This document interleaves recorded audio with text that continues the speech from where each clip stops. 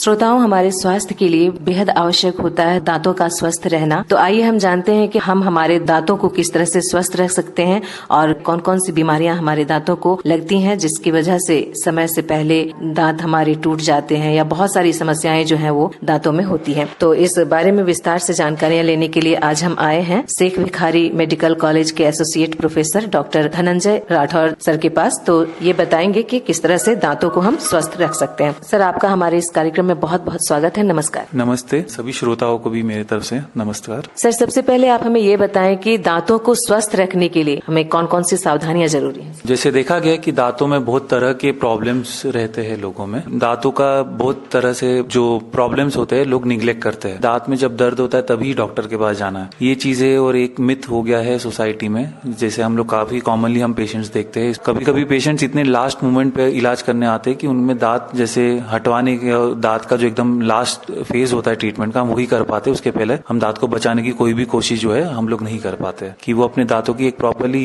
किस तरह से एक रक्षा करे, एक मेंटेन करके रखे कि उनको ज्यादा मेजर प्रॉब्लम्स फेस ना करना पड़े। पहले के टाइम में लोगों के जो दांत होते थे वो काफी टाइम तक बहुत सही सलामत रहते थे, बुजुर्ग होने के बाद भी। लेकिन अभी के टाइम है कि 45-50 एज, सब जो एज है, कहें यंग एज ही है ये सब, तो इस एज में भी बहुत सारे लोगों के दांत वो टूट जाते हैं और समय से पहले ही खराब हो जाते हैं। तो इसके क्या कारण है? इसके काफी कारण है। पहले लोग अपने दांत में मेंटेन करने की कोशिश करते थे। आज के जमाने में देखा गया है कि लोग अपने लाइफस्टाइल भी उनका इस तरह से हो गया है कि काफी बिजी रहते हैं। तो एक प्रॉपर हाइजीन जैसे दांत का मेंटेन करना चाहिए, वो हम देखते हैं कि काफी लोग मेंटेन नहीं कर पाते हैं। उसके कारण कुछ कुछ जो प्रॉब्लम्स है जो स्टार्ट होते हैं, तो एकदम कम लेवल पे उनको प्रॉब्लम से स्टार्ट होते हैं, लेकिन वो टाइम के साथ में बढ़ते रहते हैं। लेकिन इस पे ज्यादा ध्यान नहीं दिया जाता है। कम उम्र से भी आप एक शुरू कर लीजिए, एक डेली एक आप रूटीन बना लेंगे दांतों को मेंटेन करने का, तो फ्यूचर में भी और आगे चल के भी, जैसे पहले हमारे बुजुर्ग होते थे कि 100 साल तक दांत अच्छे रहते थे, आज भी वो चीजें पॉसिबल है कि हम 100 साल तक भी दांत को बहुत अच्छे से रख सकते हैं। दांतों में एक समस्या आती है सूजन की, मसूड़ों में सूजन की, तो वो किस कारण से होता है? मसूड़ों में सूजन होना ना, जिसको एक जनरल टर्म से हम जिंजरवाइटिस भी बोलते हैं, और लोकल टर्म जैसे आप लोगों से सुना होगा कि दांतों में पायरिया हो रहा है। ये भी चीज बहुत कॉमन आजकल है, क्योंकि हम देखते हैं ऑलमोस्ट हर, आप कह सकते हैं कि 3 में से 2 पेशेंट हो गए, उनको ये प्रॉब्लम रहता है कि दांतों में सूजन या मसूड़ों में सूजन हो रही है, दांतों में ज्यादा गंदगी हो रही है। तो इसका हम इलाज कैसे करें? इसमें होता है कि दांतों में जो सूजन होता है, हम जो भी जनरल चीजें खा रहे हैं, दांतों में कुछ गंदगी रह जाती है, उसकी हम सफाई प्रॉपर्ली मेंटेन नहीं कर पाते हैं, जिसे ब्रश नहीं करना है या सुसुम पानी हो गया उसे कुल्ला नहीं किए है, तो दांतों में गंदगी रात भर जमा रहती है। उसके कारण एक टाइम के साथ में एक गंदगी बढ़ते बढ़ते मसूड़ों पे इन्फेक्शन करना लगती है, और मसूड़ों में आप देखेंगे कि सूजन होना, ब्रश करते हुए दांतों में खून निकलना, ये सब चीजें बहुत कॉमनली चीज देखी जाती है। तो ये बहुत कॉमन बात है, हर मरीज में होता है। लेकिन हर चीज ये चीज के लिए ज्यादा लोग जैसे देखते हैं कि परामर्श लेने से हिचकिचाते हैं, या देखते हैं कि इतना बड़ा प्रॉब्लम नहीं है तो हम नहीं जाना चाहेंगे डेंटिस्ट के पास। लेकिन यही धीरे धीरे देखते हैं कि सूजन जो है बढ़ते जाती है। सूजन होने के बाद में दांत में आप देखेंगे बहुत सारे के साथ में मसूड़े जो है वो गलने लगते हैं दांतों में, और दांत एक पॉइंट पे आने के बाद में दांत अपनी जगह पे हिलने लगते हैं। बहुत बार होता है कि दांत मुंह से गिर भी जाते हैं। मसूड़ों में जैसे आपको सूजन दिखने लग रहा है, तब आप डेंटिस्ट के पास जाएंगे, तो डेंटिस्ट के पास एक प्रोसीजर होता है जिसको हम स्केलिंग बोलते हैं। स्केलिंग मतलब एक जनरल टर्म्स में है कि मशीन के द्वारा दांतों की सफाई की जाती है। कुछ कुछ पदार्थ होते हैं जो दांतों में जम जाने के कारण वो इतने हार्ड हो जाते हैं कि हम प्रॉपर ब्रशिंग से हम उसे साफ नहीं कर सकते, तो उसे मशीन के द्वारा, जिसको हम अल्ट्रासोनिक स्केलिंग बोलते हैं, इसके द्वारा हम उसे साफ करते हैं, और उसके बाद में कुल्ला करने के लिए कुछ दवाइयां दी जाती है, जिसके कारण मसूड़ों का जो स्वास्थ्य है वो हम प्रॉपर कर सकते हैं। और इसी तरह थोड़े टाइम में मेंटेन करने के बाद में मसूड़ों जो है वो अपने प्रॉपर एक लेवल पे उसको हम ला सकते हैं। मेजर चीज होने का नौबत नहीं आएगी। आपने पायरिया की बात कही थी, तो पायरिया जब होता है तो बड़ा एम्बेरसिंग वो चीज होता है सबों के लिए सर, क्योंकि खुद में भी खराब लगता है जब सामने वाले के साथ हम बात कर रहे होते हैं और मुंह से बहुत ही गंदी वाली स्मेल आती है, तो बहुत ज्यादा शर्म महसूस होती है उस टाइम पे। तो पायरिया से पीड़ित जो लोग होते हैं सर, उनको किस तरह से अपने दांतों का ख्याल रखना चाहिए? पायरिया के दौरान किस तरह से उनको ट्रीटमेंट से ठीक हो सकता है? ये आपने बहुत अच्छा सवाल पूछा है। पायरिया बस एक जैसे मसूड़ों में एक सूजन होती है उससे शुरू होता है, ये धीरे धीरे बढ़ते रहता है, फिर जाके हड्डियों में भी उसको इफेक्ट करता है। जब वो हड्डी में जाके इफेक्ट करता है और दांत हिलने लगते हैं, उस कंडीशन में हम बोलते हैं कि दांतों में पायरिया हुआ है। तो इसमें सफाई करने के लिए भी हमने डिस्कस किया था कि दांतों में जो मशीन के द्वारा जो सफाई होती है, उसके साथ में कुछ दवाइयां से कुल्ला, और ये सुसुम पानी हो गया, इससे भी कुल्ला करना, ये सब हम इनिशियल में फॉलो करेंगे तो पायरिया है इस पे भी हम कंट्रोल कर सकते हैं। दांतों में सड़न भी बहुत ज्यादा कॉमन हो जाता है, खास करके छोटे बच्चों में, बड़ों में भी सड़न की समस्या होती है। तो दांतों में सड़न के मुख्य कारण क्या है? ये भी एक बहुत कॉमन चीज है। पायरिया के बाद में जो सेकंड आप कह सकते हैं कि बहुत कॉमन हम प्रॉब्लम से एनकाउंटर करते हैं, उसे हम केरीज या इन जनरल टर्म्स में दांतों में कुछ भी इन्फेक्शन या दांतों में सड़न कहा जाता है। इसमें देखा जाता है कि ये ना जब शुरू होता है, एक दांत में हल्का सा एक कालापन होता है, कालापन होने से दांत शुरू होता है और धीरे धीरे दांत खोखला होते रहता है। अगर इस समय डेंटिस्ट से आप जाके परामर्श लेंगे तो उसी टाइम में दांतों में क्या है कि एक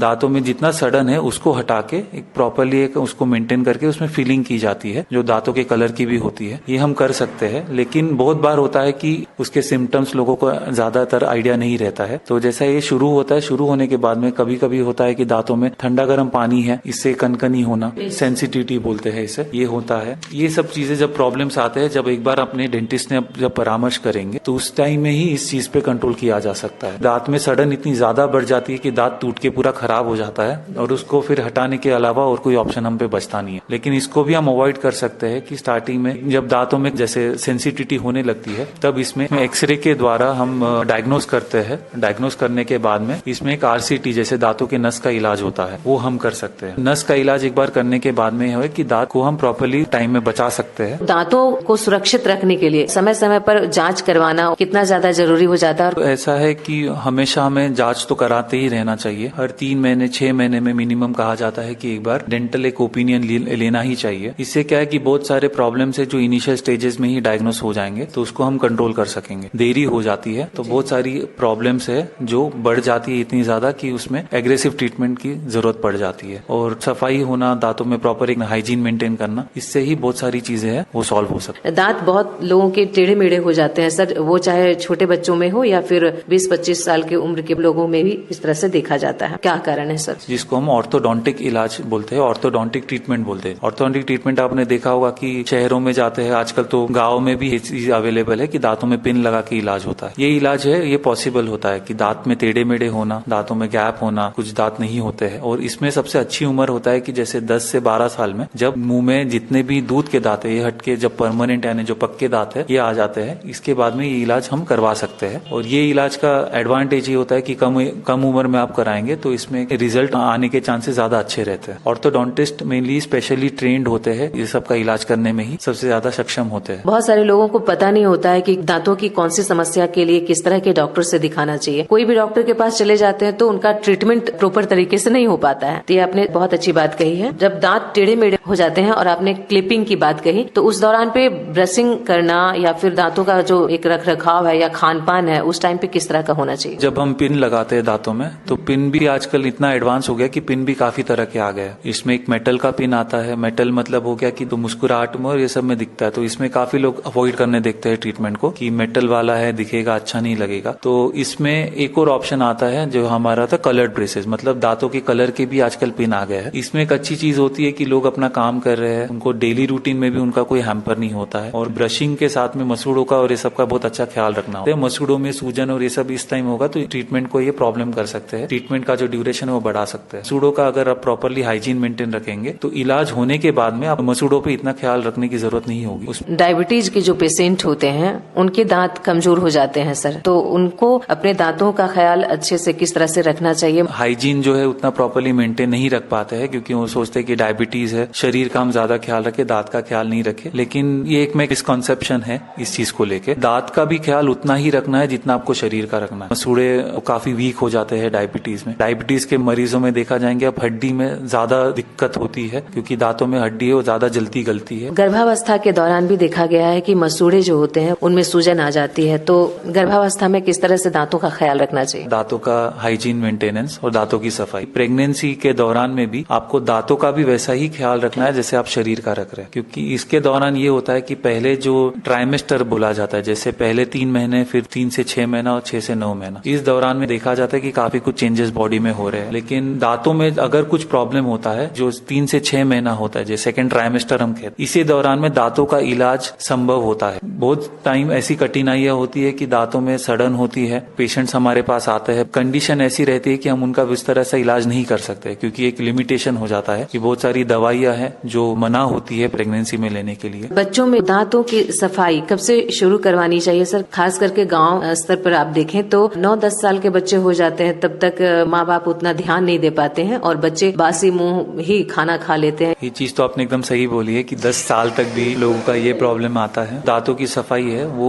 शुरू हो जानी चाहिए बच्चा पैदा होने के 6 महीने बाद, क्योंकि 6 महीने से ही मुंह में है दांत आना शुरू करता है। 6 महीने से लेके आप देखेंगे 6 साल तक दूध के दांत आते हैं, उसके बाद में कुछ पक्के दांत आना शुरू होता है। लेकिन दूध के दांत का आप ख्याल नहीं रखेंगे तो आपको एकदम कम उम्र में भी आपको काफी कुछ कठिनाइयां का फेस करनी पड़ सकती है। कुछ ब्रशेज और टूथब्रश, टूथपेस्ट आते हैं जो बच्चों के लिए बने गए, क्योंकि बच्चों में भी दांतों में सड़न शुरू हो जाती है कम से कम 1 से 1.5 साल में भी। इसे हम रैम्पेंट कैरीज बोलते हैं, रैम्पेंट कैरीज या नर्सिंग बोतल कैरीज। कुछ मीठा पदार्थ होने के कारण दांतों में सड़न जल्दी होती है। दांत का उस टाइम ऐसे ख्याल रखिए कि कम से कम टूथपेस्ट ये यूज करेंगे या दांतों की सफाई प्रॉपरली रहेंगे तो आगे चल के ये प्रॉब्लम और ये कठिनाइयां कम से कम होगी। सर, अभी के समय में देखा जा रहा है कि जो युवा हैं, युवा वर्ग खास करके, वो बहुत ज्यादा गुटखा, पान वगैरह में बहुत ज्यादा संलिप्त होते हैं सर। तो ऐसी स्थिति में उनके जो दांत हैं वो बहुत ज्यादा गंदे हो जाते हैं और बहुत सारी परेशानियां उनके दांतों में भी आती हैं। तो किस तरह से उनको सावधानियां रखनी चाहिए और कब कब उन्हें अपने दांतों को दिखाने के लिए डॉक्टर के पास जाना चाहिए? जो गुटखा है, मसाला, इससे क्या है मेनली दांतों में स्टेन पहले होने लगता है। स्टेन मतलब है कि दांतों में आप देखेंगे कि कालापन होना या गंदगी होना। जो मेन जो प्रॉब्लम है वो है आजकल के जमाने में हम जो फेस कर रहे हैं वो है कैंसर। कैंसर एक पॉइंट पे ऐसा आ जाता है कि उसमें उसकी जो ट्रीटमेंट है इतनी इन्वेसिव हो जाती है कि इंसान को न चाहते हुए भी जिंदगी भर एक चेहरे पे जो असर होता है वो लेके चलना होता है। अगर आप गुटखा या पान मसाला जैसे कोई सेवन भी कर रहा है, इसको एक प्रॉपरली पॉइंट पे कैच करना है कि इनको कब ये चीज रोकना है, कब इनको डेंटिस्ट के पास जाना है। खाना खाते हैं उसमें मसाला पदार्थ खाते हैं तो उसमें मुंह में जलन होने लगती है। लोग अवॉइड करते हैं कि चलो फीका खाना खा लेंगे हम, लेकिन गुटखा तंबाकू हम बंद नहीं करेंगे। वो पॉइंट निग्लेक्ट करके लोग आगे बढ़ते रहते हैं। उसी टाइम में कैंसर की शुरुआत होती है। पता चलता है कि मुंह में आपको कुछ खाने में जलन हो रही है और आपका एक हिस्ट्री है कि आप टोबैको या गुटखा या पान मसाला कुछ खा रहे हैं, उस टाइम में आप चीज को कंट्रोल किया जा सकता है। बहुत बार होता है कि तंबाकू खाने के पूरा जबड़ा इफेक्ट होता है, जबड़ा हमको सर्जरी करके हटाना होता है। तो पेशेंट के लिए और उसके फैमिली को ये बहुत बड़ा एक दर्दनाक फेज होता है। ये हम नहीं चाहते कि किसी के लिए भी हो। एक ब्रश